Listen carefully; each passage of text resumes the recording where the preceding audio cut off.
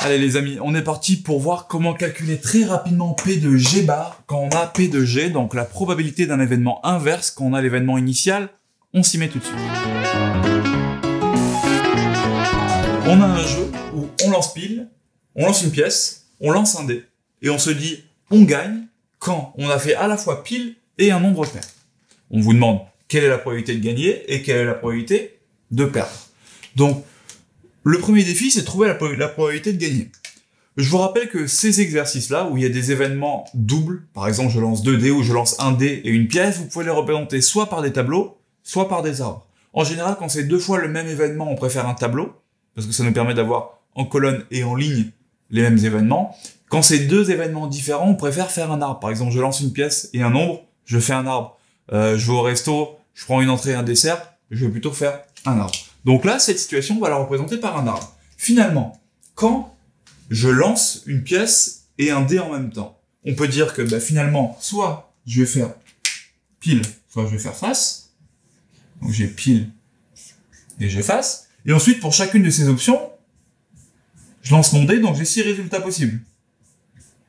1, 2, 3, 4, 5, 6. 1, 2, 3, 4, 5, 6. Mais j'aurais pu dire exactement l'inverse. Je lance d'abord mon dé.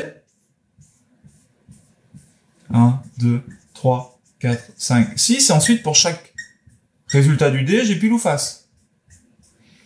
Pile, face, pile, face, pile, face, pile, face, pile, face, pile, face.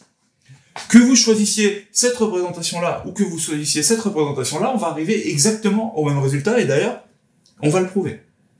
Pour calculer P de G, il faut d'abord se dire, combien il y a d'événements possibles. En effet, chacun de ces événements, faire pile et 1, faire pile et 1, faire pile et 2, faire pile et 3, et ainsi de suite, ils sont tous équiprobables. Donc ça, faut le dire.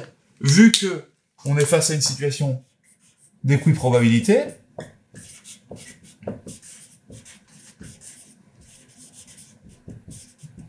on peut dire que la probabilité de gagner, c'est, et là, nombre de cas favorables sur nombre de cas possibles. Donc, nombre de cas possibles, 1, 2, 3, 4, 5, 6, 7, 8, 9, 10, 11, 12. Est-ce que dans la deuxième manière, je trouve bien 12? 1, 2, 3, 4, 5, 6, 7, 8, 9, 10, 11, 12. Yes. On a le même nombre de cas. Donc, ça va être sur 12. Et les cas gagnants, c'est-à-dire les cas où je fais pile et un nombre pair. Donc, pile et 2. Pile et 4, pile et 6. Si je fais face, c'est perdu. Donc j'ai 1, 2, 3 cas.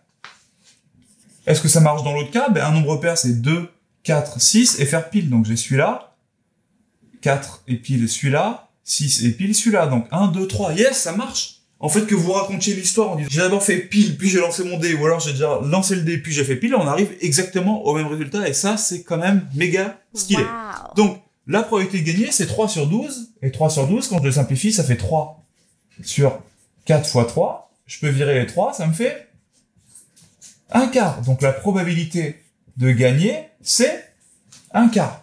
Maintenant, comment on fait pour calculer la probabilité de perdre? P de G bar. Est-ce qu'on va se refaire équiprobabilité, donc tous les cas où je perds sur tous les cas possibles? Il y a plus simple.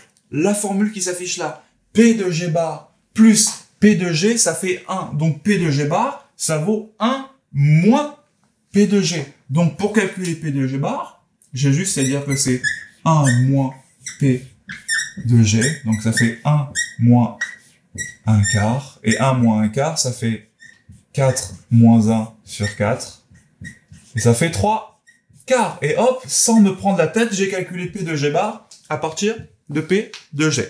Vous savez tout faire sur le chapitre de seconde en probabilité. On vous a mis en dessous des exercices complets du style de ceux qui tombent au contrôle. Allez les faire vraiment. C'est un chapitre où il y a des points à prendre. C'est un chapitre qui est facile. Vous êtes des champions. À vous de jouer.